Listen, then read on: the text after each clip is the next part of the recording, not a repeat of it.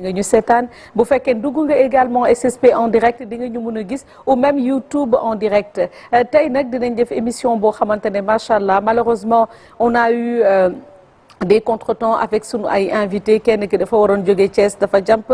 keneen ki malheureusement dafa am lenn loo xamante ne daf ko dab ba mujjeewul mën a egsi mais on essaiera de faire cette belle émission avec vous comme on a l'habitude de le faire gisoon ngeen ni qu'on avait bien changé le concept di indi ay artistes ndaanaan Kuli Fadrine ñu defal leen ay live def performance ñu xool li nga xamante ne moom moo di seen qualité de travail et daf leen doon permettre aussi ñu am visibilité parce que comme ni ñu koy waxee télévision Futurs Médias ki ko moom day ndaanaan te bëgg fësal yeneen moroom mi ndaanaanam ndax xam nañu liggéey moom boo amee visibilité rek di nga mën a yokku te yokkute artistes yi mooy yokkute moom ginnaaw moom def na li muy def te il est devenu li ñu naan maanaam un patrimoine à travers le monde kon moom jàppale nit yi rek moo ko war il l'a compris très tôt moo tax mu di ko def ci sur la nouvelle avec la nouvelle génération kon nag ñu ngi leen di big up di excuser wu mais en tout cas dinañ joxe sunu kéemtalaay kattan pour yéen ngeen bég kon nag yéen ñi nga xamante ne yéen ngeen nekk aussi ci lalu hôpital yi tëdd feebar parce que période bii boo rombee hôpital boo dem macha allah da ngay gis ñu taal li nga xamante ne moom moo di télévision Futurs Médias kon nag yéen ñëpp ñi ngi leen di massawu di leen di ñaanal wér ngeen dellu ci li nga xamante ne moom moo di seen sago ndax àddina moom boo amee wér macha allah leneen lu ci topp yëpp li ñu naan bu ñaala wala xéewal ndax bu fekkee am nga koom te amuloo wér du la jëriñ dara ndax léeg-léeg yenn jàngoro dab la xaalis sax du ci mën dara ala kulli àll donte dañuy naan boo amee jàngoro foog nga am xaalis pour faju waaye léeg-léeg xaalis bi sax du ko mën a faj moom la ñuy wax les maladies incurables yàlla nañ ci yàlla musal ak képp koo xamante ne dal na la waaye di wax nag ñi nga xamante ne tout le temps ñoom ñooy toppatoo maladie ñoom dañuy wax parfois les sages-femmes les infirmières les médecins ku mel ni docteur Diop dinaa ko lim ndax kooku dama ko lakkal sama docteur u bopp la maa ngi koy nuyu moom itam et son cabinet ñoom ñëpp maa ngi leen di big up ñoom docteur Momar Sène moom itam borom clinique waaw clinique Sacré-Cœur moom tamit maa ngi koy big up bu baax a baax il abat un excellent travail et tous les médecins yi nga xamante ne ñi ngi fii di abattre liggéey bu exceptionnel ndax ñoom seen sacerdoce mooy faj doomu aadama yi suñu sañoon malade bu dugg rek boo génnee rek da ngay wér delluwaat ci sa la sago mais loolu sunu coobare borom la sunu borom moo koy maye kon yàlla ñu ko yàlla defal donc yéen tamit on vous encourage on est de tout cœur avec vous et puis leen di wax tout le temps ngeen di gën a ànd ak li nga xamante ne moom moo di bës seen xol dal parce que liggéey boobu dafa metti et puis di espérer ñi nga xamante ne ñoom ñoo nekk seen ay njiit jàppale leen surtout ci ay matuwaay ak jumtukaay yi ngeen soxla parce que y a pas longtemps on a vu un docteur même qui a fait un cri de cœur et son cri de cœur a fait vraiment le tour du monde via les réseaux sociaux ndax mi ngi doon wax ni que ñoom seen yitte mooy faj maladie mais parfois s'ils n'ont pas les moyens yi nga xamante ne soxla nañ ko malheureusement c'est très difficile pour eux d'effectuer le travail comme il se doit kon nag vraiment ñi nga xamante ne ñoom ñoo nekkee ci ministère yi yal na leen yàlla gën a may kattan gouvernement bi gën leen jàppale ñu gën a mën a jàppale ñi nga xamante ne ñoom ñoo nekk ci hôpitaux yi def moyens yi nga xamante ne moom moo war ngir ñu mën a jàppale les médecins rawatina nag ñi nga xamante ne ñoom ñoo nekk ci hôpitalu macha allah hôpital yu ndaw yi kon nag yéen ñëpp maa ngi leen di nuyu comme ni ma ko waxee mais tout le temps bu may wax ci ñooñu tamit vous savez que on a spécialement un coup de cœur aussi ou bien un message boo xamante ne tout le temps dañ koy lancer pour ñi nga xamante ne caabi da leen féete ginnaaw et oui tey moom je pense que je vais faire un beau plaidoyer pour ñoom parce que ce samedi jotoon nañ fa dem xam naa ci kanam dinañ fexe jot ñi nga xamante ne ça fait une décennie ñi ngi koy def macha allah seen 10e édition sax laay wax de ànd mooy journée vraiment culturelle en l'honneur des femmes en détention donc loolu ci kanam dinañ ci ñëwaat jotaale sax sanu mi nga xamante ne moom moo ko sookee ñu waxtaanaat ci tuuti et puis mu lancé waat un message boo xamante ne ça a été un cri de cœur des détenus ou bien des pensionnaires yi fa nekk ndeysaan ce mot j'ai bien aimé parce que dama gis ñi nga xamante ne ñoo leen fa nekkee di leen di jiite ku mel ni Fatou Senghor maa ngi koy nuyu bu baax a baax elle n'utilise même pas le mot de détenu elle dit tout le temps pensionnaires yi fi nekk et ce mot là vraiment mooy orme bi nga xamante ne mi ngi koy jox ñi nga xamante ne caabi da leen féete ginnaaw donc ce qu'on va faire tout de suite les gars on va faire quand même un peu d'animation damay njëkkee ce son de coup de cœur bi nga xamante ne eh oui lancer un message aux hommes yi nga xamante ne dañuy nekk ak seen gel yi wala góor yi nga xamante ne dañuy nekk ak ki nga xamante ne dañ ko bëgg ku jigéen ki xoole ba ku góor ki dem wala ku góor ki xoole ba ku jigéen ki dem et oui tu n'auras jamais quelqu'un comme moi donc li ñuy def rek je vous mets ce beau son ànd ci avec Mia Guissé ainsi que cette belle guinéenne may leen ko temps ñu enjoy le temps que ñuy ñëwaat aussi parce que Bakhaw aussi cet artiste il a fait un truc très fort et on parlera avec lui tout à l'heure let's go ñu xool son bi j'adore quelqu'une comme moi ndax bul jaawale li nga xamante ne moom moo di sens unique kooku nag ki ko def du kenn ku dul le duo de choc de ces belles naafs ñoom itam et purement par hasard elles ont eu la même histoire ñoom itam bi nga xamante ne dund nañ ko comme niñ ko gisee à travers les réseaux ay violences yoo xamante ne peut-être dañ ko am ci li nga xamante ne moom moo di seen biir néegu sëy que ce soit des violences yoo xamante ne c'est fait à la main ou bien des violences psychologiques yoo xamante ne dañ la koy def en te disant des choses yoo xamante ne malheureusement day tax yow sa évolution doo ko mun moo tax c'est vraiment important parfois de trouver des coachs qui nous accompagnent qui nous aident à croire en nous et d'avoir une force ou bien benn mental bu dëgër boo xamante ne bu fekkee ñëw na nit ki ñëw na ak intention bu mu noot bu fekkee bëgg na la yàq sa xel yàq sa xalaat yow na nga ne déedéet du ma ko nangu parce que man je suis là je suis forte je dois croire en moi et comme ni ma ko waxee sax du ñàkk beneen yoon on va prendre un coach boo xamante ne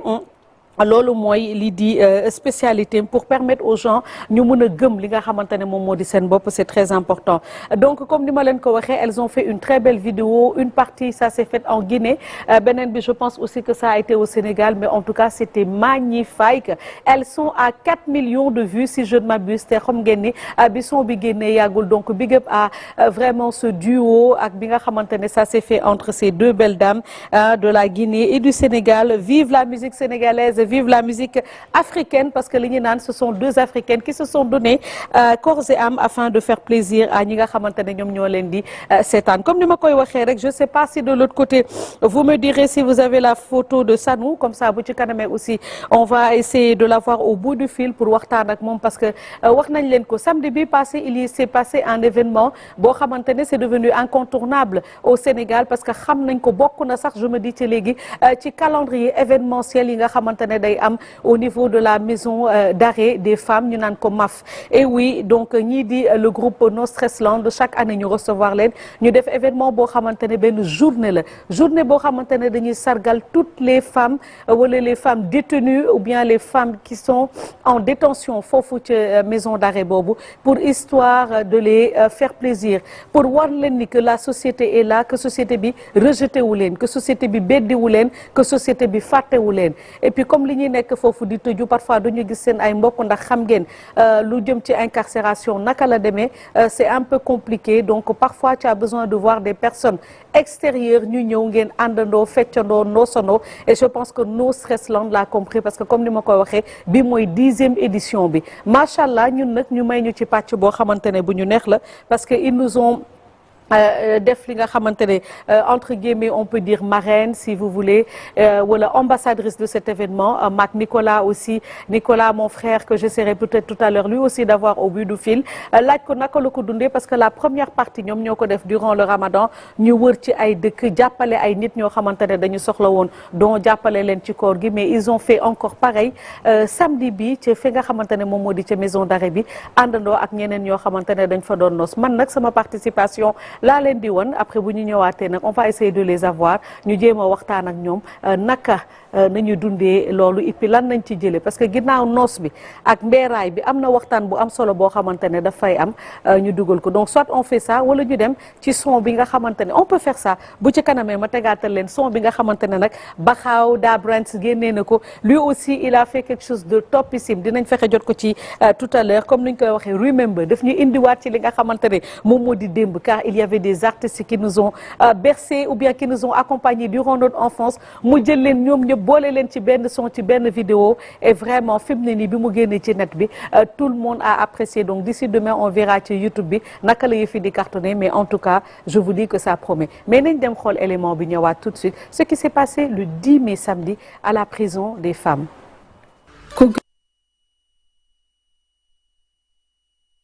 ku gis lu ne mel sa xel dem ci maquillage lu jëm nag ci taaral jigéen ba tax na lépp luy poudre fond de teint concealer palette ak jumtukaay yi jigéen di soxla ngir taaral kanamam mi ngi fi rawatina lu jëm ci casque à vapeur ba ci casque à sécher loolee lépp nag ngir ànd ak waa groupe No Stress Land bi organisé ci seen 10e édition bëccëg boo xamante ne dañuy sargal jigéen yi caabi féete ginnaaw. naka noone ci cëru ambassadrice biñ ma ci darajale ci bés boobee tax na man ma jébbal leen ay équipement yoo xamante ne dina leen mën a permettre ñu équiper salon de coiffure bi nekk ci biir loolee lépp nag ngir permettre soxna yi fa nekk ñu mën a am liggéey ëllëg bu ñu génnee maanaam une bonne réinsertion sociale ci lu jëm nag ci wàllu coiffure maquillage ak lépp loo xamante ne day taaral jigéen.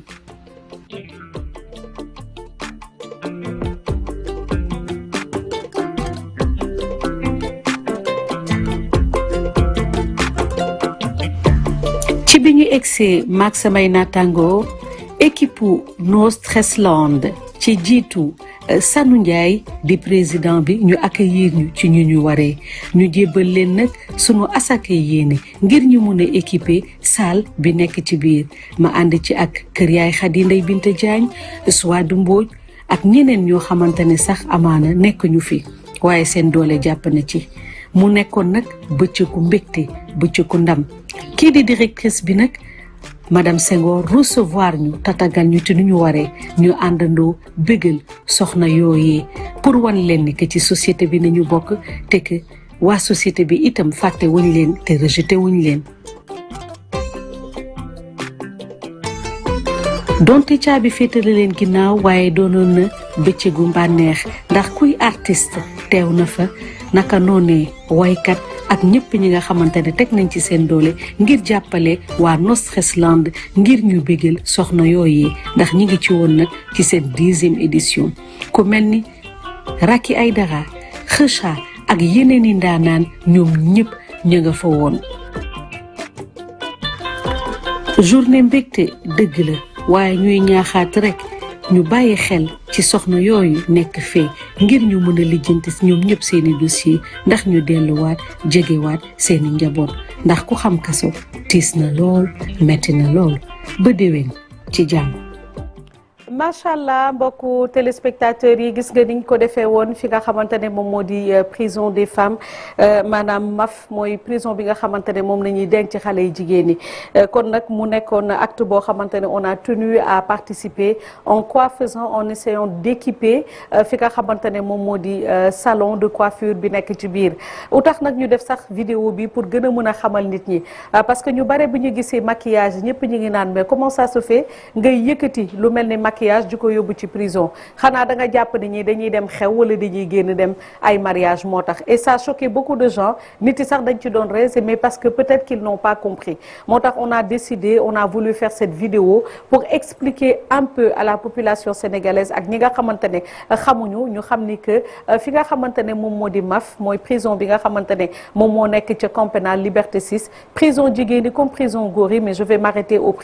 à la prison des femmes pour wax li nga xamante ne moom moo fa nekk ndax comme ni ñu ko waxee kër la boo xamante ne dafa am ay nit ñoo xamante ne dañ leen fa tëj et léeg-léeg boo demee ba ñu tëj la fa caabi bu la féetee ginnaaw boo génnaat pour nga amaat benn dunduñ bu normal c'est un peu compliqué parfois société bi daf lay rejeter wala sa ay nit maanaam ñi nga dëkkal dañ lay ñeme duñ la ñemeeti wala tey boo demoon sax di liggéey yóbbu casier judiciaire nga bind ci mus nga def kaso nga def fekk yaa tooñ wala ñàkk nga tooñ sax ndax léeg-léeg ni ma koy wax rek ci kaso yi léeg-léeg di nga fa dugal nit du fa def dara yàlla moo ne war na fa jaar léeg-léeg nit ki nag tooñ dem fa ñu war ko fa yare et c'est tout à fait normal mu dem defi mais bu defee penam ba génn normalement amatulul ak kenn war na reprendre vie am ci nu mu normalé de ce fait je pense que waa prison bi ak maison de pénitence ils ont compris surtout la justice sénégalaise ils ont compris que ñoom dañu war a jàppale ces personnes en situation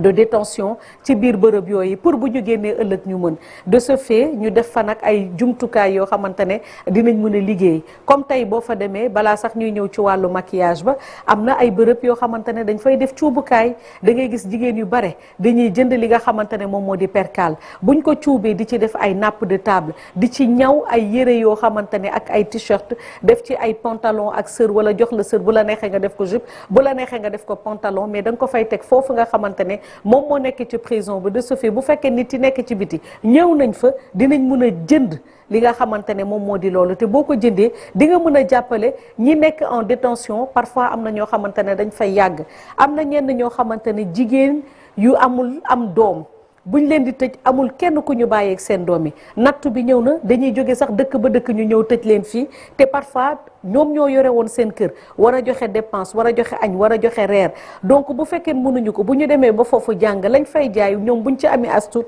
danañ ko mën a yónnee sax seen ay mbokk comme par exemple bu nekk Fouta bu nekk Richard Toll bu nekk Dakar wala bu nekk fu mu ci munti doon ci région pour jàppale leen parce que moom moo yoroon sacerdoce boobu mais sunu borom def nañu tëj ko mu am nag benn salon boo xamante ne créé nañ ko fa ça fait des années ay matériel yàgg na fa am xale yi di fa liggéey di fa def ay formation nit yi ci biti sax mun nga dem parfois nga dem ñu defaral la fa sax sa bopp nga fay leen te xaalis boobu ñoom dina leen jëriñ comme ni ma leen ko waxee waaye leneen li ci gën a neex mooy formation bi nga xamante ne dañ koy am parce que bu fekkee yaa ngi foofu en détention parfois tu n'as rien à faire léeg-léeg da ngay gis xale bu ndaw boo xamante ne sànni na doom wala faat na doom sunu borom def ko nattu mu dugg fa waaye jàngee na ci prison bi defar bopp jàngee na ci prison bi cuub jàngee na ci prison bi def loo xamante ne macha allah bi mu génnee tey tax na moom mu liggéeyal boppam donc on a voulu ànd ak waa Sanu No Stress Land jàppale ko ci action boobu ndax moom comme ni ma koy waxee ça fait 10 ans dafay def ay bernde di jox nit yi ñu lekk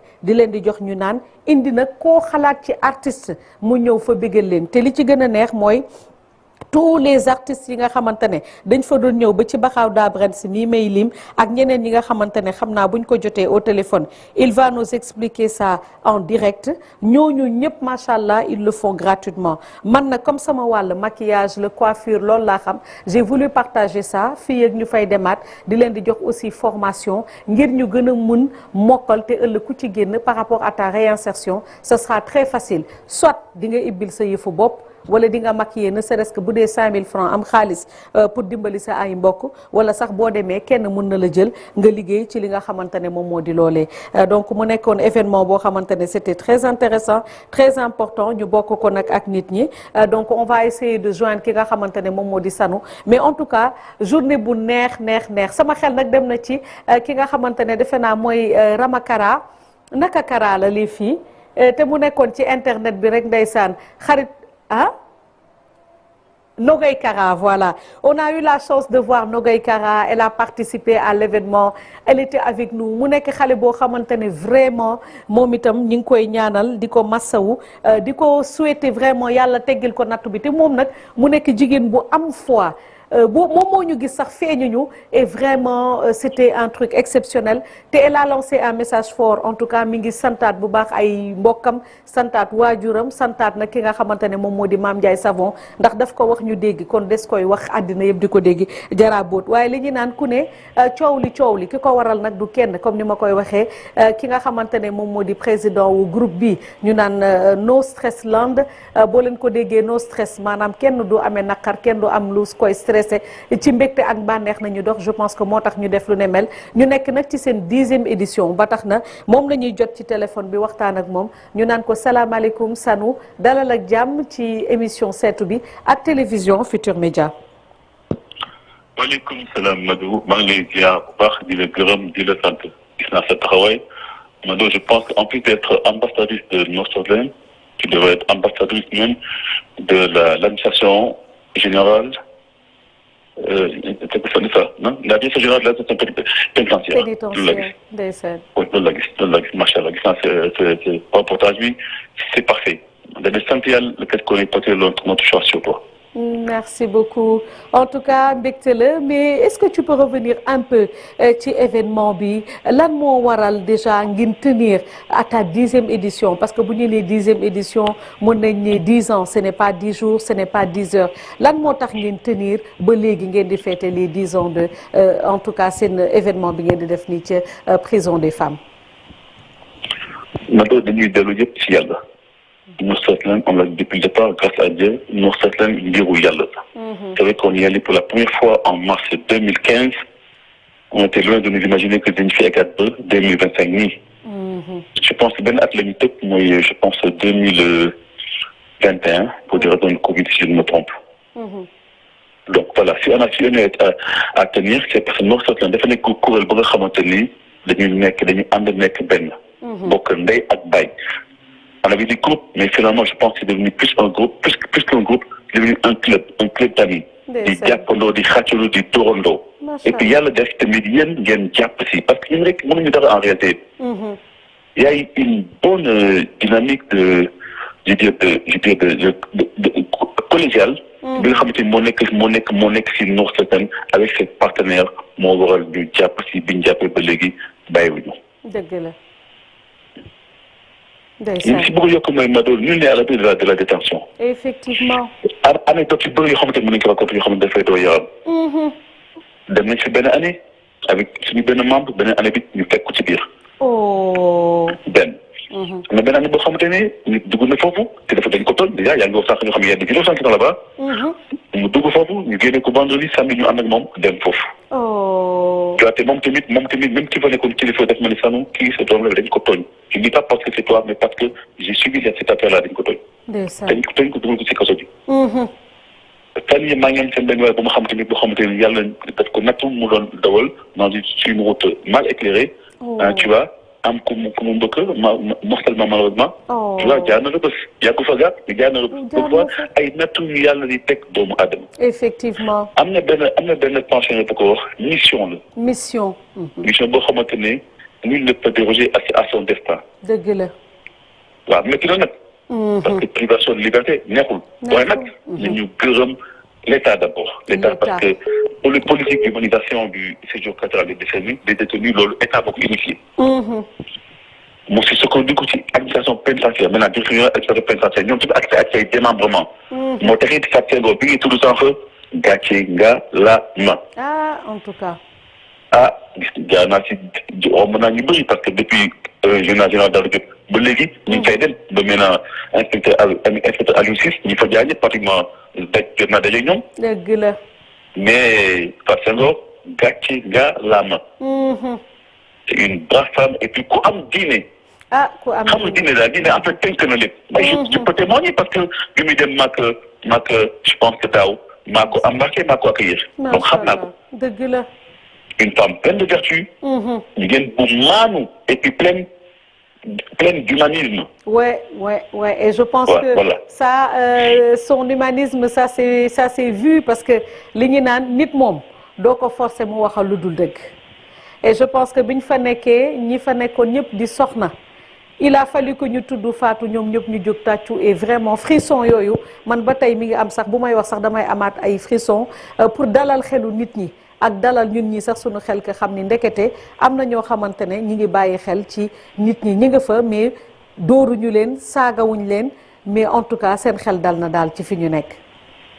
mais Mado sax j'aimerais te demander Mado lan moo indi sa engagement auprès de Nour Satlam parce que man honnêtement j'en suis séduit y a pas que moi tout le staff de Nour Satlam yow sa engagement daf ñu séduire alors dis-moi. Qu'est-ce que tu veux que je te dise? Non, mais parce que tu sais, je veux te dire, il faut le dire, il y a le développement. L'idée de nommer des ambassadeurs, c'était de contribuer pour RTS. Ndeysaan. Parce que moom tout le temps, comme toi, cette émission, des fois, de Nour Satlam, bon, nit ñi ma ko jottali. Waaw. Il y a une dame bu nekk télé qui passe souvent Nour Satlam et puis di la tudd. ma ne waa kooku dafa baax et puis dafa peut-être gis nga ñu def saluer ko. am ci Pastef. d'ailleurs dafa naroon ñëw moom tamit elle est ambassadrice mais ngant moo tax ñëwul. wallaay. donc tu vois moo passement bu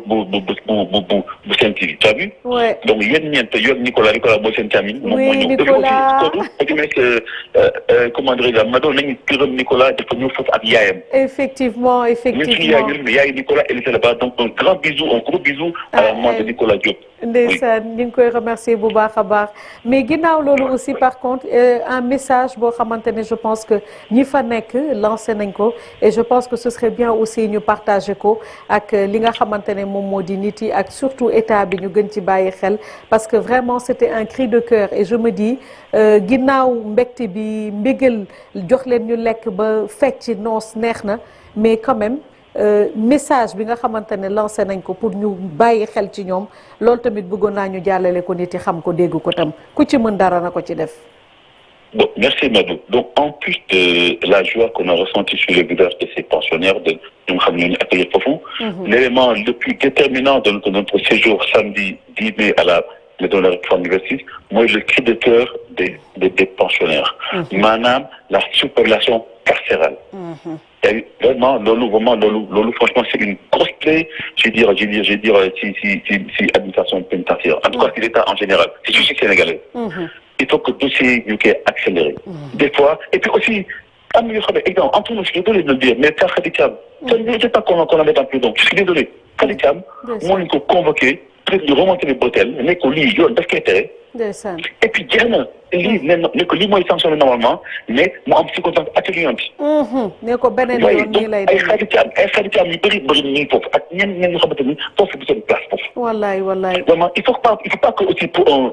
je dis pour rien qu'on mette les gens en prison. Détention je pense que loolu mooy le dernier recours. le dernier recours ñàkk pexe ñu tëj ñu ci kaso bi. macha allah. mais aujourd'hui dafa mel ni je suis désolé de le dire dafa mel ni c'est banalisé. c'est dommage. waaw honnêtement c'est dommage. xam ne liberté xañ ko lu bëri. dëgg qu'il a dit. mais si bëri ci jigéen ñi. c'est des battantes ñoom ñoo yore seen kër. aujourd'hui xam nañ le rôle de la femme aujourd'hui dans cette société. Aujourd'hui vous êtes le moteur de développement de la société. ndeysaan la alors un moteur de développement kooku soo ko jëlee teg ko ci kaso bi. wallaay da ngay sonal yaa ngi sànq société bi. dëgg la. yaa ngi sonal njaboot gi. sonal doom yi sonal famille yi ñi am borom kër sonal seen borom kër. je parle des gens ñi nga xamante ni li ñuy def météo kaso. dëgg la am na ñoo xamante ni waxtaan wu dem ci yàlla dëgg la bëgg. il y a des sanctions des fois yoo xamante ni dafay mérité nit ki. oui d'accord mais aussi même si dafa tëdd kaso seen dossier dañ ko traité avec diligence. macha allah il le faut. ñu xam fu ñu féete mais dëkk 3 ans 4 ans 5 ans yaa ngi ci kaso bi xamoo ci yow ndax yàpp la wala jël la xamoo yow ci di de quoi ça retourne. neexul kooku moom lañ ci bàyyi xel. en tout cas Salou c'était un plaisir de t'avoir au bout du fil et on tenait à vous féliciter à vous encourager te naan leen ko ne vraiment de tout cœur ak yéen et j'espère qu'on va réaliser man en tout cas vous m'avez accompagné ou bien aidé à réaliser un rêve que j'avais et vraiment félicitations d'avoir équipé comme j'ai dit cette salle de maquillage de coiffure du moins ak vraiment félicitations pour le bonheur que vous avez donné encore à ces personnes en situation de détention vraiment merci beaucoup. merci Madou artiste bi ñu gërëm leen sant leen. dëgg la. artistes yi la presse surtout parce que vous permettez de vulgariser les FM Mosotlan et aussi de faire passer des messages très importants pour que ñëpp jotandoo ko autorité jot ko.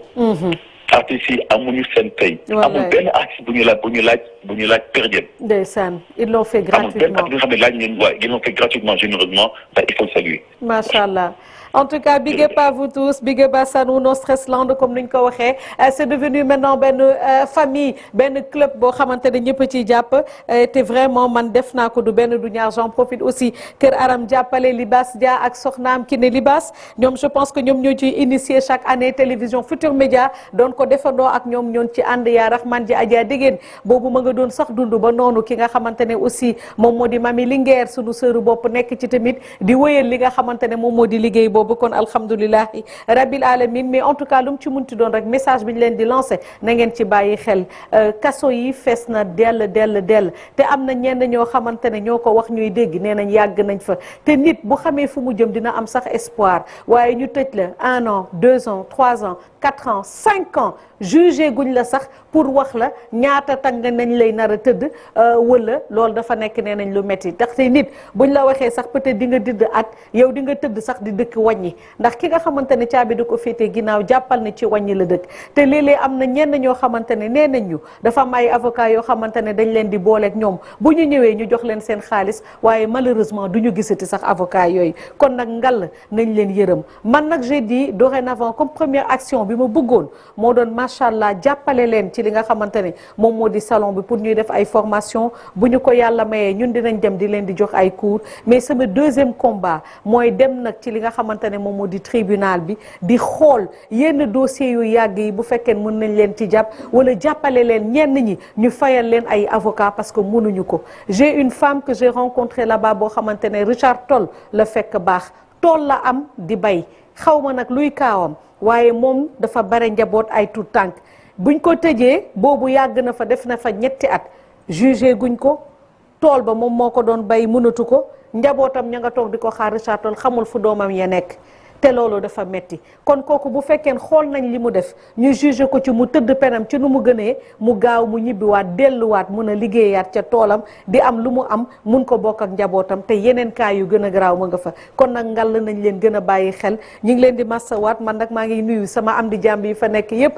macha allah bëgguma sax di lim seen tur ci télé waaye ñoom xam nañu man xam naa donc yéen ñëpp maa ngi leen di nuyu je vous porte dans mon cœur maa ngi leen di ñaanal bàyyiwuma kenn balaa tabaski yéen ñëpp yal na yàlla def seen ay dossiers ñu réglé ko ngeen dellu surtout ñi nga xamante ne defuñu dara donc li ñuy def rek mbokku téléspectateurs yi nee naa leen dañuy continuer émission bi nii lay demee tout à l'heure je vous ai parlé d'un artiste Baxaw nekk na nag kenn koo xamante ne kenn dootu ko présenté ti nekk Boy Sicap àndandoo ak frère am Jibi ñu doon génnee ay son yoo xamante ne comme pas possible mais cette fois-ci gis na ni génnee na benn vidéo boo xamante ne ça fait pratiquement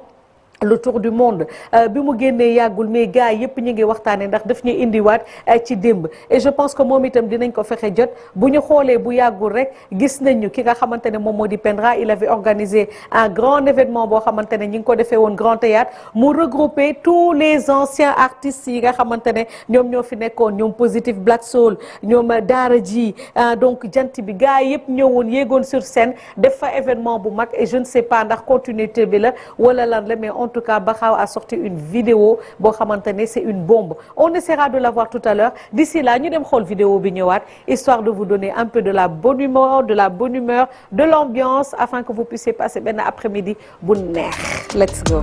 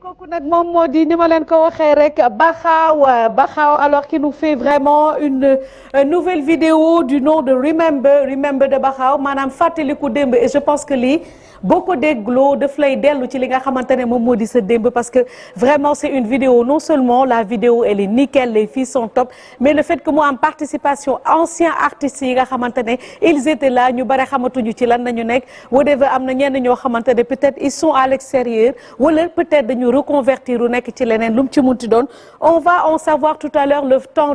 d'organiser un grand plateau boo xamante ne du ñàkk ñoom ñëpp dañ fi toog kooku xam naa dama koy teg incha allah ci loxo ki nga xamante ne moom moo di Kebs Thiam mais en tout cas c'est un son qui est topissime dégg nañ ci premier son yi premier couplet yi ki nga xamante ne moom moo di son positif black soul bi fi neexoon bay bëgg a dee waa sunu flavor ça je me rappelle c'est tonton Mac qui est devenu un des plus grands je veux dire par entre réalisateurs wala kenn xamatul sax il a ba un travail exceptionnel gis ngeen ko fii ci télévision Futur Média bu Youssou di génn dans le monde moom la ñu àndal il est devenu incontournable ci wàllu sonorisation métier bi daal il est devenu incontournable ñu ngi koy big up waa sunu flavor donc tonton Mac mi ngi woon ci biir dara ji ñu ngi ko ci dégg les deux frères yi nga xamante ne ñoom itam ñu ngi ci di def liggéey bu am solo ci réew mi et donc Fada et Fata ñu ngi leen di big up bu baax a baax on a eu Fata borom ndaxa ngurang ndayu rap taasu ndayu rap donc lu yéeme loo xamante ne vraiment dindu nañ ko tey ci li nga xamante ne moom moo di son bi on a eu Bamba Jifal Zaman ay Black Mbolo vraiment Fata affaire bi daal c'est juste topissime Julo xoolal ban temps nañ ko gëj a gis tàng yooyu mi ngi woon nekk ci jant bi mais en tout cas c'est un truc qui est exceptionnel li ñuy def rek ni ñuy naan on va essayer d'avoir au bout du fil ki nga xamante ne moom moo di Bakhaw et puis lui parler mu gën ñu expliquer lan moo waral lii nga xamante ne génnee na ko quels sont les projets est-ce que ça va annoncer un single est-ce que ça va annoncer quelque chose et pourquoi exactement il l'a fait wala peut-être pour faire plaisir à ses fans mais en tout cas tout de suite on va la voir on est en direct ak ki nga xamante ne moom moo di Bakhaw wax naa leen ko borom Dab Ranch avec son frère Djibi à qui aussi on fait un grand big up mais en tout cas yëf yi moom def na tollé ci réew mi salaamaaleykum Bakhaw borom Dab Ranch. maaleykum salaam wa rahmatulah Madou. Bon, c'est un plaisir. maaleykum salaam wa rahmatulah waa TFM maaleykum salaam wa rahmatulah waa Sénégal. mais Bakhaw yow da nga neex bu dul dara li ngay génnee yëpp dafa neex koo àndal mu génnee son bu neex yow boo génnee dara mu neex mais mis à part loolu yow ndekete da nga neex tu as des talents d'artiste comédien parce que bee passé gis nañ la aussi nga nekk ci prison bi c'était samedi le 10 mai nga def benn prestation déjà nga gis vraiment je peux pas dire la salle mais vraiment femmes yi nekkoon en situation de détention elles étaient très touchées loolu balaa ñuy dem ci li nga génnee naka nga ko dundee exactement u tax nga neex. yaa ngi tontu ma doon ndax nga neex. non da nga bëgg ma tontu la. da nga bëgg ma tontu la en direct. àddina yëpp ngi lay seetaan. non. c'est juste que Jamra mi ngi lay déglu tam. Jamra dégg nga fi di yare rek. donc neex bi may wax Bakhaw mooy u tax Bakhaw xoromu man tam ma rafetaatal rek. waaw mi ngi noonu. oui mais juste que campagne par rapport ak la fa xewoon samedi en fait je pense samedi la woon. donc campagne moom surtout côté jigéen ñi. foofu mën naa ne sama jumtukaay la. ndax ñoom dama am ak ñoom relation boo xamante ne dafa fort damay gisante ak ñoom damay waxtaan ak ñoom. et puis yàlla jagleel leen benn directrice bu formidable. boo xamante ne madame Senghor mu nekk femme bi nga xamante ne dafa comprendre ña fa nekk. donc comprendre leen moom moo tax tey lu fa waay def rek da ciy joxe à 400%. donc c'est des moments yoo xamante ne nattu yi leen di yàlla di teg la. yàlla bu la ko tegee donc koy nangu après nag ñun suñu devoir mooy chaque fois dañuy dem di xool nag la ñu mun toog waxtaan ak ñoom naka la ñu mun a lijjantilee nu ñu war a mun a amee jugement nu mu gën a gaawee parce que gis nañ ne sax temps yi foofu mi ngi commencé bëri nit war nañu mun a quand même gën a libérer war nañ mun a commencé xool seen ay dossiers surtout xool ñu leen di juger pour libérer leen ñi war a ñibbi seen kër parce que tuuti na te ñu fa nekk mu ngi commencé benn surnom loolu benn message rek bu ma doon lancer la autorité yi nga xamante ne ñoom ñooy gérer wàllu boobu noonu pour ñu bàyyi leen xel xool nañ leen mën a ñu ci war a am jugement ñu juger leen atte leen bu dee dañ leen di daal ñu daal leen bu dee dañ leen di bàyyi ñu ñibbi ñu bàyyi leen ñibbi parce que am na suñu ci bëri ñoo xamante ne tey boo leen laajee naan man defuñu ma dara ba may xaar ñu juge moom ma ñibbi donc day yàgg comme que defuñu dara ku deful dara war dëgg yàlla war nga mën a ñibbi war sa kër. macha allah mu nekk un message très important sànq ba tey ñu ngi ciy wax di ko féliciter parce que comme on dit un artiste lii lay jëriñ ginnaaw woy yi nga xamante ne day yeete mais teg ay actes yoo xamante ne c'est fort et ça peut aider des gens comme ñi nga xamante ne elles sont en situation de détention merci beaucoup mais Bakhaw remember naka la affaire bi ñëwee parce que vraiment ñun les mélomanes les fans yóbbu nga ñu démb. bon remember projet la boo xamante ne man dama ko defoon par rapport ak show des légendes bi amoon Grand Théâtre où il y avait presque anciens rappeurs yëpp. donc ba mu paree après j'ai remarqué majeure partie dañ ne ma il faut que mu am suite donc bi suite bi moom moo noonu regroupé woon ñi nga xamante ne morceaux yi ni à l'époque du woon morceaux yoo xamante ne fekkee nañu génération TikTok wala génération WhatsApp c'est des morceaux yoo xamante ne 18h nga dem matinée école bu ñu defee ci centre culturel bu école yi defee ay genre semaine culturelle morceaux yi la woon ay jant bi ay mi ngi noonu quoi donc c'était un moment boo xamante ne c'était formidable. Après man j'avais envie que juste rek def un morceau ba pare artistes yi nga xamante ne ñoo doon def hit yooyu à l'époque comme ay ñoom Tonton Max Sun Flavor comme ay Papa Ndiago bu Black Mbolo jant bi pour essayer de récupérer j'ai voulu quand même récupérer maximum de ñun mais yàlla dafa dogal na ñu ci bëri ñu ngi à l'étranger ñenn ñi yàlla def nañ nekkatuñ fi donc yàlla na leen yàlla yërëm xaar leen ci àjjana yi kawe yi donc mu nekkoon projet boo xamante ne def naa ko et puis am naa ci ay retours yu extraordinaire parce que les gens fàttali naa leen jamono sama benn xarit daf ma woo léegi sama benn xarit daf ma woo léegi ne ma Bakhaw dama koy seetaan quoi ma ne ko tax mu ne ma dama toog ak samay doom di woy bi sama doom yi ne ma mais papa da nga xam woykat bu bees bi mu ne leen ndeysaan xamu leen lii taggu démb la taggu matinée cosaan mu ne leen mu ne sama doom yi yéen leen xamu leen lii moo tax boo doon xamul lii billaahi di ngeen ne kii du rap bu bees c'est juste que dama replongé waat si année 90 98 2000 tu nous as ramené Bakhaw à la kermesse bi doon am cathédrale yóbbu nga fi nga xamante ne moom moo doon matinée cosaan amoon na ay matinée yoo xamante ne son yi rek lañ doon teg wala parfois amoon na beneen boo xamante ne ndeysaan ñoom DJ Eduardo Black xaw ma naka la tuddoon sax bi nekkoon fii Métropolis Mado sa temps xale dox nga yow tamit man ci yéen laa doon déglu seen ay son sa temps xale dox nga ñoo màggadoo mais en tout cas c'est une très bonne vidéo merci Mado yow bés ni ki tey légende laa lay ooyee Mado dox nga de kon maag yow ñoo maasee doo rek dëkkoon ci Liberté 5 ma dëkk ci Liberté 6 Mado morceau bi dafa découvrir ñu bëri seen âge ndekete yow doo xale en tout cas Remember c'est un très beau projet j'espère que am na yeneen yoo xamante ne ñi ci génn le temps que je sais pas si les artistes ñi nga xamante ne ñi ngi ci biir ñi ngi fi mais d'ici un samedi je pense qu'on essaiera d'organiser ça ak ñoom Kebs vous faire un plateau boo xamante ne yéen ñëpp nekk ci vidéo bi di ngeen ñëw ñuy waxaat ci lii démb et quels seront aussi les projets à faire mais en tout cas big up et félicitations. Merci beaucoup à toi. Merci beaucoup à toi Mado parce que gis naa aussi ce professionnalisme. Parce que je pense que nit buy liggéey ci àdduna ma lay waxal dëgg rek nit buy liggéey ci àdduna nii lay mel parce que aujourd'hui am nga automatiquement clip bi génn na tu as eu à m'appeler waxtaan ci ak man. Je pense que ñun lii rek la ñuy soxla wuñu leneen donc man je t'encourage et je te félicite par rapport ak ce professionnalisme yal na la yàlla sàmm et yal na la yàlla taxaw yàlla tasa yaakaar fépp fu ñu jëm ci barke Muhammad sallallahu alayhi wa sallam. amiin borom Makka et puis ñu nuyondoo sama xarit Jéeri Ngoone Malobe Samba ku li ma ca sengi ndaat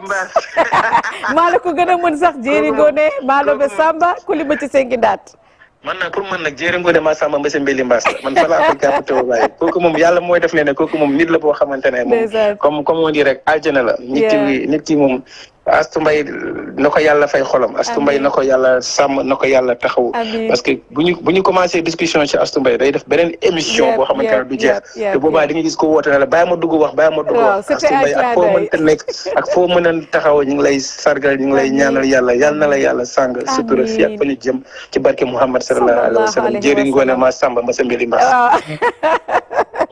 donc Jéeri Ngoone Malobe Samba Kulima ca Sengi daal dégg ngeen ko macha allah waaye comme ni ko Baxaw waxee rek c'est tout à fait normal ñu def lu ne mel parce que on a dit la télévision Futur Média c'est la première télé boo xamante ne ki ko créé nee naa leen c'est un artiste donc moom bu ñu naan artiste planétaire reconnu de par le monde ndax bee passé rek maa ngi koy tooñ dafa génn dem fi nga xamante ne moom moo di tournée internationale man personnellement ma naan ko buur bu góor bi ma toog quelques semaines gis ki nga xamante ne moom moo di Beyoncé moom itam dem defi tournée ma ne buur bu góor bi buur bu jigéen bi génne nañu ko ñi ngi yëngalaat réew mi tombeeg buur bu góor bi pare ba ñibbisi waat Sénégal di commencé waat di dérouler li nga xamante ne moom moo di liggéeyam buur bu jigéen baa ngi ci kon it on ne sait jamais peut-être qu'un jour on verra ce beau duo de ñaari buur yi ku góor ke ku jigéen ki ju def loo xamante ne àddina yëpp dinañ ko gis en tout cas il le mérite te moom na comme ni ma koy waxee Youssouma jigéen bu muy créer télém nee na daf ko créer pour jàppale ñi nga xamante ne ñoom ñooy évoluer ci wàllu art lépp lu ñu mën a fësal nañ ko fësal pour jàppale leen parce que moom il n'a plus rien à prouver te liggéey des koy wane ak di jàppale nit ki boo ko jàppalee rek day am yokkute seen yokkuteem la kon alhamdulillahi rabbil alamin en tout cas comme ni ma koy waxee c'était vraiment une vidéo qui nous a ramené démb gars yi je sais pas yéen ñi nga xamante ne jotoon ngeen ko dund son yi comme sunu flavor ki nga xamante ne moom moo di Maxu tonton Mag y avait Matar Bey ak beneen Maxu bi Matar Ndiaye si je ne m'abuse parce que temps yooyu ñi ngi dëkkoon point E ko ñu association des écrivains du Sénégal on en profite aussi di ko massawaat pour la perte de son père Alioune Badara Bey lui aussi qui fut un éminent écrivain qui a fait de ces choses yoo xamante ne sa plume était belle et c'est resté il a été vraiment le président de l'association des écrivains du Sénégal ñi ngi koy massawu di massawu seen askan yëpp mais en tout cas c'était un plaisir de revoir gars yi tey comme ni ma koy waxee émission bi nii lay demee mbokku téléspectateurs yi mercredi prochain nee naa leen dinañ leen indil ay ndaanaan kuli fadrin yoo xamante ne dinañ fi ñëw ñu defaat en live performance bu mag tey on a eu des petits problèmes ils sont pas venus mais en tout cas on essaiera de donner tout ce qu'on peut pour bégal leen on en profite aussi pour nuyu ñi nga xamante ne ñoom ñoo nekk en direct du ñu seetaan wax naa leen ko y a Fatou Niang elle aussi qui nous dit qu'elle adore émission merci beaucoup thanks à toi donc il y a Maktar Senghor qui reste un incontournable de la télévision Futur Média ñi ngi koy bigg bu baax a baax on en profite aussi Bongo Vieux Mbaye yow yaa ngi may seetaan xam nga mënoon nga ñëw fii rukk ba mu neex waaye en tout cas maa ngi lay bigg bu baax a baax di la def big up shout out à toi sama frère bopp fàttewuma ki nga xamante ne moom moo di Seynabou Ndiaye nekkoon na promo import gis ngeen ni malheureusement promo import n'est plus mais en tout cas bërëb bu ñu doon liggéey bu bare ak feu monsieur Ba ñu ngi leen di nuyu bu baax a baax donc kon nag Seynabou Ndiaye moom itam di doomu yaayu sama doomu yaay namm naa la big up à toi je te fais plein de bisous ak képp koo xamante ne mi ngi toog ci këram di ñu seetaan nous avons Alassane Ndaw moom itam mi ngi big up et puis di aimer bu baax li nga xamante ne moom la ñu def en direct alors tout de suite très chers téléspectateurs ñu tegaatal leen beneen vidéo histoire de enjoy wala on a une publicité boo xamante ne dañ leen te ko tegal xam ngeen ko nee naa leen la télévision Futur Média la télé des grands événements te ñi ngi jëm ci événement bu mag boo xamante ne ñi ngi toll ci wàcc lu ñu naan bu doon woor wàññi ci loolu nañu toll parce qu'il y a la tabaski qui arrive à grands pas te xam ngeen ni ça fait plus de 10 ans ou plus télévision Futur Média indi na leen li nga xamante ne moom moo di mode tabaski il faut en profiter pour ngeen adhérer ñu fësal leen wane leen ndax comme ni ñu koy waxee ñun ñooy laal yokku nañ dem xool le trio de choc lan nañuy waajalaat pour inchallah encore cette année-ci mode tabaski new version nañ gom li nga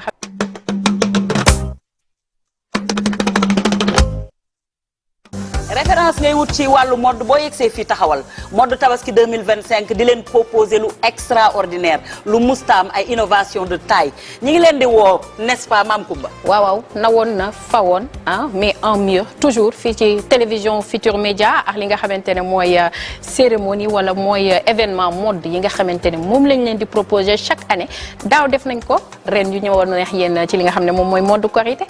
tey ji nag ñu ñëw wax yéen ci li nga xam ne moom mooy mode tabaski keps luñ ciy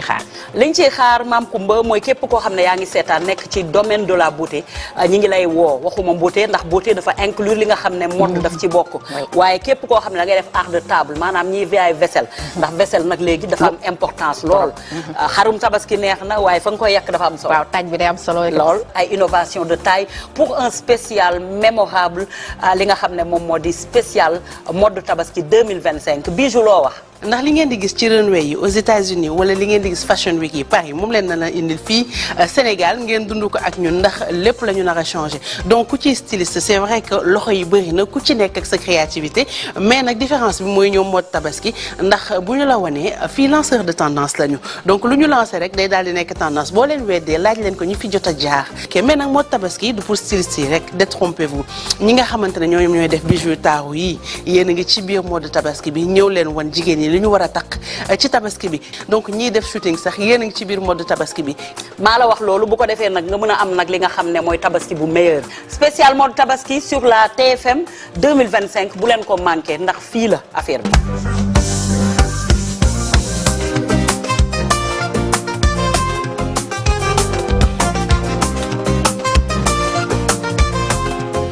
Le trio de choc mené par ki nga xamante ne moom moo di Kepsi Thiam il y a aussi Mom Koumba sans oublier Bijou Label machallah comme ni ñu leen ko waxee rek ñoo leen di may li nga xamante ne moom moo di mode tabaski qu'on pourra regarder en direct sur la télévision Futur Média en replay ci SSP également donc képp koo xamante ne daal da nga am ay bagages yoo bëgg a wane yoo bëgg fësal il est grand temps te wax nañ leen tey dañ ko innover ku xam li ñu naan mode ku xam sañ si xam ni ko en ce moment ay shooting moom moo ko yore te fekkee ni ñi nga xamante ne ils font des shootings ku mel ni Mouhamed sama doom ji ak ñeneen ak ñeneen il sera possible de venir ñu jël leen wane leen fi nga xamante ne moom moo di mode tabaski ñeneen ñi nga xamante ne dañuy jaay ndab yow mi nga xamante ne da ngay jaay ay diw yow mi nga xamante ne da ngay jaay accessoire yow mi nga xamante ne aussi da ngay jaay xar sax bañuñu dara il suffira juste de venir très bientôt maintenant comme tey bu ma coupé nii arrêté émission bi na nga ñëw woote ci numéro yi jënd sa rubrique incha allah bu fekkee am nga fooy jaayee xar ñu ñëw filmeel la say xar woneel la ko àddina yëpp gis li nga xamante ne moom ngay jaay bu fekkee ne ay ñaw ngay def yu rafet wala da ngay jaay ay bazin yu ni muut ay tissu yu ni muut ñu dugalal la ko macha allah et su boobaa di nga xamante ne ñun ñooy laal yokku ndax loolu moom boo ko weddee rek laa jël ki nga xamante ne moom moo di Modou Gueye héritage boo xam les 20 ans ak keneen ndax ñun fii nañu nekkoon on a vu seen évolution te ñoom ñoo ko toog di ko wax kenn waxu ko télé bi moo leen jàppale ak émission bi nga xamante ne moom moo di mode tabaski donc juste pour rappel li des ci temps yi bareetul kon nag bu fekkeen gaaw ngeen incha allah di ngeen ñëw mais malheureusement boo leen yéexee tuuti rek doo leen amati place kon nag ku yéex ñàkk rombati rëccu la man daal falaa mën a yem li ñuy def rek tout de suite mbokku téléspectateurs yi je pense que dañ leen di tegalaatal beneen vidéo histoire de se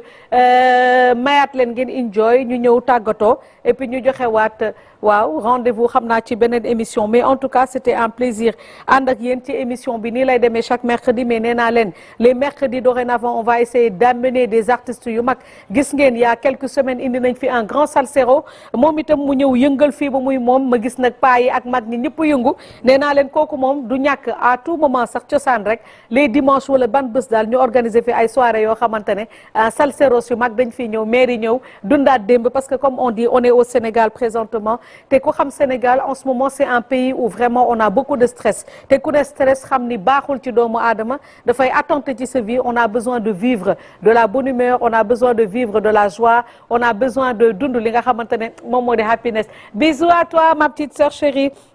alors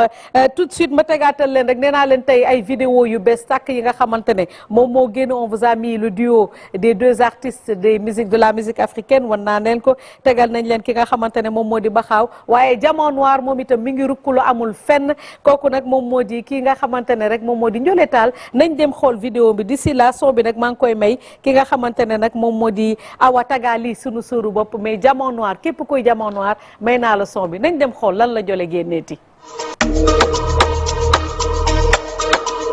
Yeah, yeah, yeah, yeah.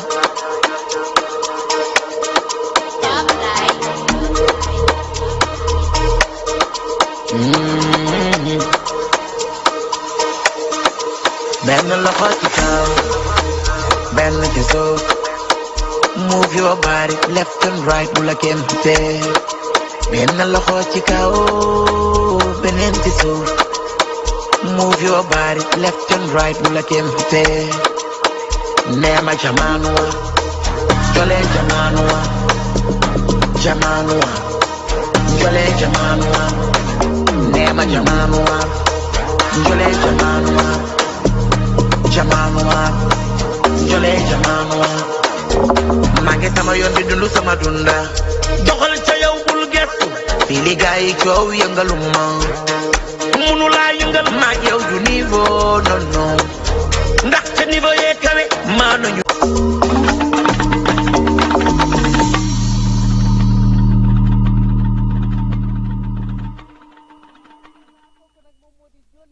Taal ni ma leen ko waxee di nekk artiste boo xamante ne kenn dootu ko présenté ci génne benn vidéo boo xamante ne amul fenn mais en tout cas comme niñ koy waxee mbokku téléspectateurs yi saa yu benn artiste génneetee dara rek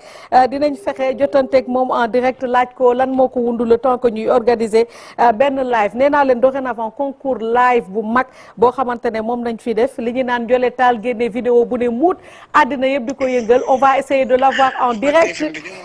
mais xam nga ni Ndiolé dama lay woo nga dugg en direct man la sa sœur Mado mais yëngal nga télé bi mais Ndiolé li nga rap lan la Diamant Noir non kenn xamul lan la non niveau bi dafa kawe meen non niveau bu kawe nag en tout cas lan nga nekk ñi ngi nii ñi ngi lay sant ci en direct ci télévision Futur Média rawatina seetu bi déjà di la féliciter ci vidéo bu bees bi nga xamante ne génnee nga ko mais en tout cas àddina wërngal këpp ngi laaj ginnaaw sañse yeeg yooyu après laa ci ñëw mais lan nga kebetu ci biir vidéo bi non loolu foog ma defal gars yi surprise damay bàyyi ba nga invité ma ñëw wax ne lan mooy amataasu quoi xam nga waxatuñu ay amat piano maa la wax lii léegi amataasu la ñuy wax amataasu mais boo ñu ci doon ñamal tuuti naka nga ko waxee affaire bi mais man non damay mën ko surprise rek mais est-ce que gis nga Ndiolé waaw parce que dafa mel ni gis naa la yaa ngi def tournée nekk nga fan yee seen naa la France tey yaa ngi Italie lan moo nekk fi mu ne nii yan projet maa ngi préparé inchaallah pour Amérique inchaallah bu neexee yàlla waaw ñoo ngi nekk ci tournage bi rek dara du yomb yow inchaallah bu neexee yàlla bu fekkee ñibbisi naa rek dinaa ñëw foofu bul ñibbisi nekk ci xew yi rek de yow il faut nga def ñu def benn live en direct tegal la orchestre côté B nga ñëw ñu yëngal fii jeex na macha allah maa ngi topp sama ginnaaw papa ndeysaan dëgg la ni nga def noonu la xam nga sa papa boo toppee ci ginnaawam doo juum Youssouma Dieng Ndour en tout cas nekk nga ko innové li nga xamante ne moom moo di musique sénégalaise surtout taasu parce que da nga koy innové ba pare def ko à un tel point même ku nekk bitim réew extérieur da nga koy bëgg parce que boo xoolee TikTok bi de challenge yi ñu ko def ñii nga xamante ne nekkuñu ay sénégalais ñoom ñoo ko gën a def pour te dire que bii pa da nga indi lu bees tàkk ci wàllu sonorisation si création Ndiolé bu bees te du benn rek lañ ko def nañ ko yu bari yoo xam ne mi ngi waaj a génn inchaallah di ngeen gis daal beneen Ndiolé bu neexee yàlla bu soobee yàlla inchaallah en tout cas beneen Ndiolé beneen méthode beneen Diamant Noir quoi barki yonent bi waaw li ñu naan maa ngi sant bu baax waaw kon jaajëf ñi ngi lay bàyyi en tout cas mbégte la woon et puis di la xaar boo ñibbisee ci jàmm bilaay Mado inchaallah bu ma ñibbisee dinaa ñëw bu soobee yàlla inchaallah ñu ngi kontaan di ko am au bout du fil wax naa leen Ndiolé Tall di artiste international moom itam ñëpp xam nañ ko ci li nga xamante ne moom lay liggéey ci musique sénégalaise waaye comme ni ñu koy waxee une nouvelle version mu innové te wax na ko ndax musique boo yàggee ci dara ñu xam la ci il faut nga teg ci ay jéego yu mag ay jéego yoo xamante ne bu ñu tegee dinañ xam ne que kii mi ngi avancé et je pense qu'il l'a compris wax na ko day topp ci tànku baayam kooku nag moom moo di Youssouma Jigéen kon fi nga teg sa tànk foofu la on te souhaite beaucoup de bonheur et di ko espérer recevoir très bientôt comme ni mu ko waxee parce que mi ngi préparé yeneen yu bare peut-être que ce sera le projet d'un album en tout cas loolu yëpp inchallah dinañ ko faram-fàccee ci cette belle émission bi nga xamante ne moom moo di seetu bi alors ce qu'on va faire tout de suite très chers téléspectateurs xam naa dama leen di joxaat dig daje inchallah ci beneen émission ci beneen plateau nii lay demee tout le temps afin de vous donner du bonheur dinañ toog tegal leen ay son waxtaane li nga xamante ne moom moo di actualité afin de vous donner li di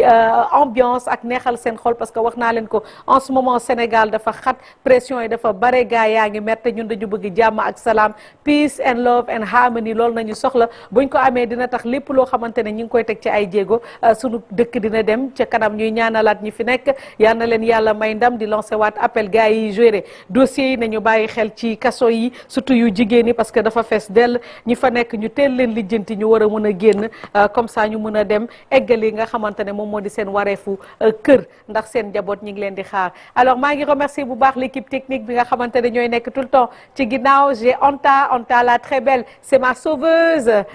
coach leen ma ci sama snap di ngeen xam elle m'a sauvé hier merci à toi c'est qu'elle qui réalise cette émission ànd ci ak ki nga xamante ne moom moo di Papa Laye sunu boss le Papa Laye national Papa Laye Awa Gueye moom laay wax ki nga xamante ne aussi moom mooy gérer toute la production de l'émission kooku moo di Eva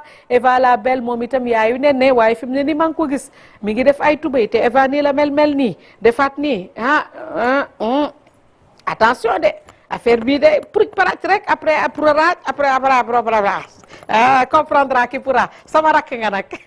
waaye dafa jongoma ba mel ni tubaar fakal la donc Rimka moom moo may takkal son moom nag dama amoon contentieux ak moom xam naa da ngeen di ma koj ci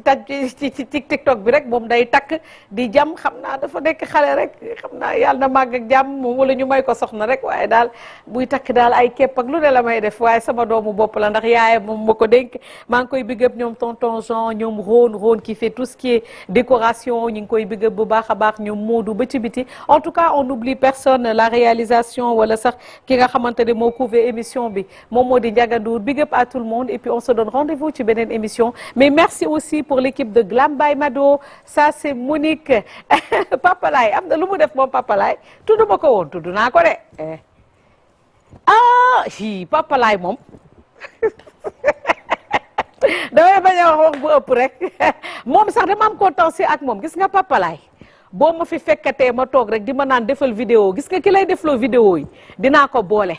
jàpp leen ni daal am na benn réalisateur bu nekk ci télé bi dafa bari ay jabar waaye chaque semaine bu ma toogee ci kii rek ku ñëw yónnee Papa Laye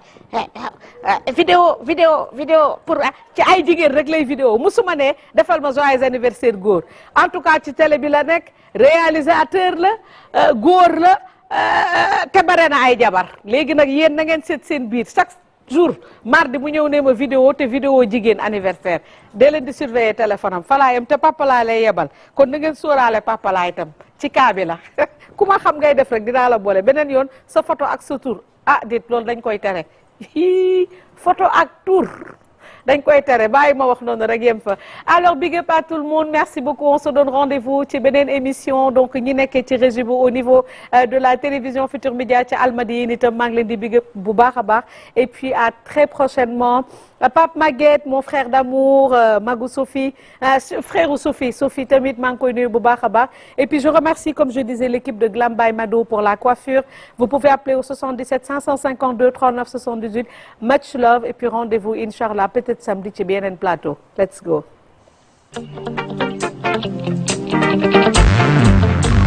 di Sénégal